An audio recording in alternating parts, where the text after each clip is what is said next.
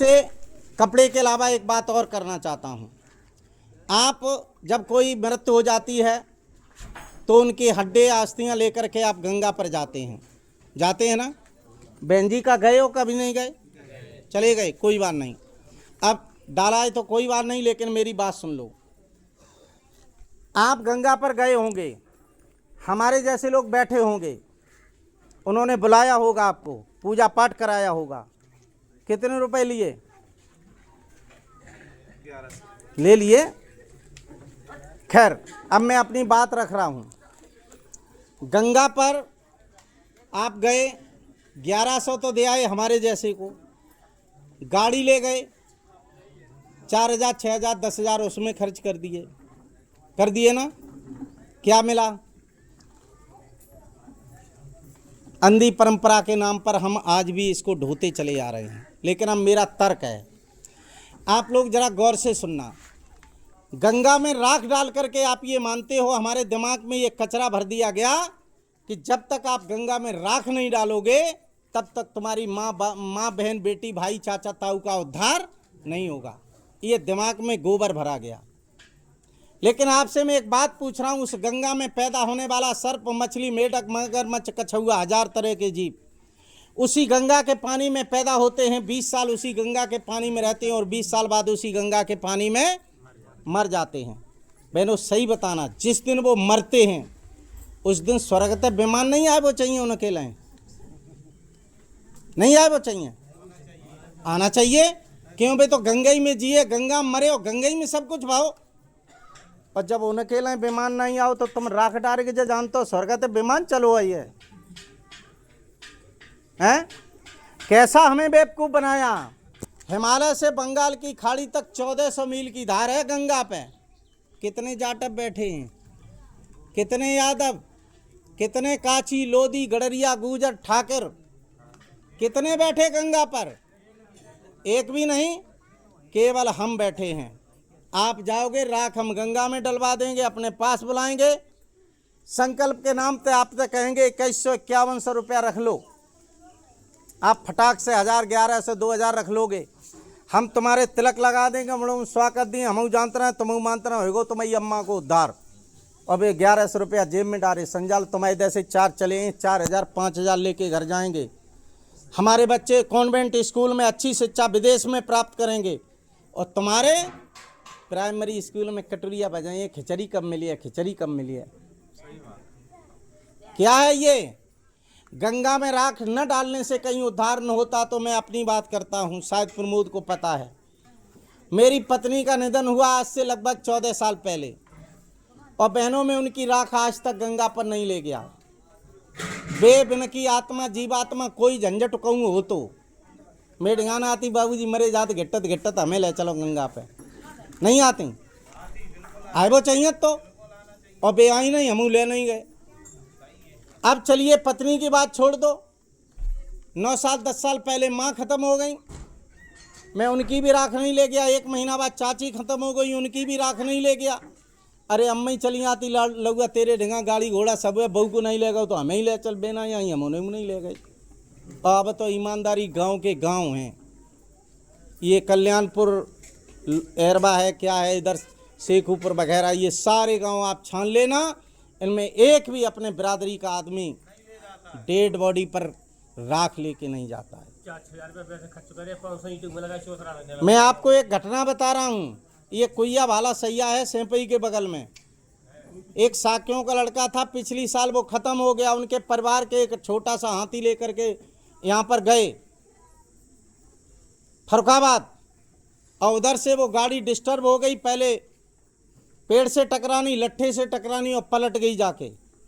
3 लोग, जिसका वो पति था वो, उसकी एक बहन, उसकी एक देवरानी और एक इसके रिश्तेदार, 3 बहनाएं खत्म हो गई और 12 लोग कोमा में चले गए। दूसरे दिन 2 खत्म हो गए, यानी 5 2 दिन में खत्म हो गए और 10 कोमा में रह गए।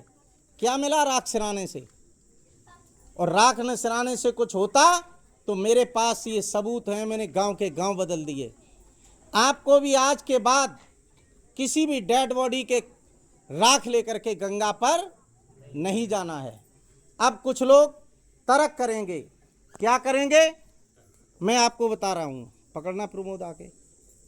कुछ लोग ये तर्क करेंगे, मैं आपको थोड़ा प्रैक्टिकल करके दिखाना चाहता हूँ। ऐसे ही पकड़े रहना। आप लोग कहेंगे साहब गंगा का पानी पवित्र होता है, कहोगे ना, इसलिए गंगा में राख डाली जाती है। मैं आपसे पूछ रहा हूँ, ये क्या है? ये हमने क्या बनाया है? कलश। हालांकि इसमें कलश बनता नहीं है। क्यों? कलश बहुत बड़ा झंझट है। जो लोग भागवत करते हैं वो कलश बनाते हैं और 100-100 कलश बनवा देते हैं। हमारी बेटियां जो है कलश रखती हैं कहाँ पर? सर पर। और जब हम कथा कहते हैं तब कलश कहाँ रखवाते हैं? कहाँ रखवाते हैं? अपने पैरों के नीचे रखवाते हैं ना। इसलिए कलश अलस ये बहुत झंझट है, इसमें कलश बनता नहीं है। ये पानी इसलिए रख लेता हूँ कहीं आग फाग न लग जाए, इसलिए डालना पड़ता है। लेकिन ये कलश मान रहा हूँ मैं बहनों, ये कलश का पानी है। किसका है? कलश का पानी है, साफ सुथरा है। मैंने अभी जब कार्यक्रम शुरू किया तो वहाँ अपने हाथों को धुलने के बाद कार्यक्रम शुरू किया। मैं आपसे कह रहा हूँ ये कलश का पानी अभी 1 चम्मच मंगा रहा हूँ, सबको 1-1 चम्मच पिलवाऊंगा, आप सब लोग पी लोगे। पवित्र पानी है ना, पी लोगे ना, सभी पी लेंगे। अब मैं आपसे एक बात प्रैक्टिकल कर रहा हूँ। ये मेरा हाथ कैसा है? साफ है, गंदा तो नहीं है। मैं आपके सामने ये 2 उंगली इसमें डाल दे रहा हूँ। कितनी डाली? अब आपसे कह रहे पी लो। पी लियो जी, आप पी लियो। नहीं पिए, अब मुंह डराएंगे, नहीं पिए। क्या नहीं पियो? गंदा हो गया। अब ये कह रहे हैं कि 2 उंगलियां साफ सुथरी डालेंगे जो गंदो होएगा। और जरा गंगा की तरफ हम भेजा लगाइयो ने। कितने मुर्दे दफनाए जाते, कितने लोग उसमें टट्टी पेशाब करते, कितने नहाते, कितने फूकते, कितने कपड़े धोते, कितने मुर्दे दफनाए जाते हैं। और कितने कानपुर जैसे टट्टी पेशाब के बैरंगिया नाला कहाँ गिरते हैं? गंगा में। मतलब जो 2 उंगलियां साफ सुथरी डालेंगे गंदा हो गया और वो पवित्र बनो रहो। मतलब भेजा नहीं को काम नहीं कर रहा। अब मतलब 2 उंगली डाल के इसे नहीं पिएंगे और वो जब हम टट्टी पेशाब को पानी जा रहे हो भाई ढकिया लिए हम, मतलब वो पवित्र है। अब हमारे भैया कह रहे कीड़ा नहीं पड़ते हैं, कह रहे ना। ये लो लोटा लो, नहीं उसी के लिए बताया, लोटा लो और ये लोटा ले जा करके वहाँ फेंक दो।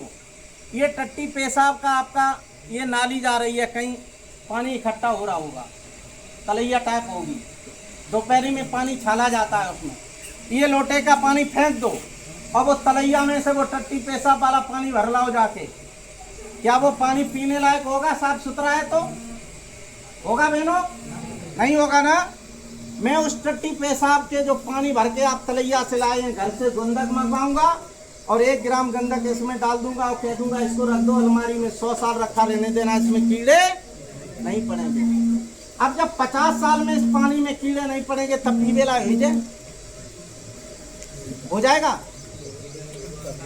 नहीं होगा ना। तो कीड़ा तो जाऊंगे नहीं पड़े, फिर जू भू पवित्र कैसे होगा? जू खराब कैसे रहो?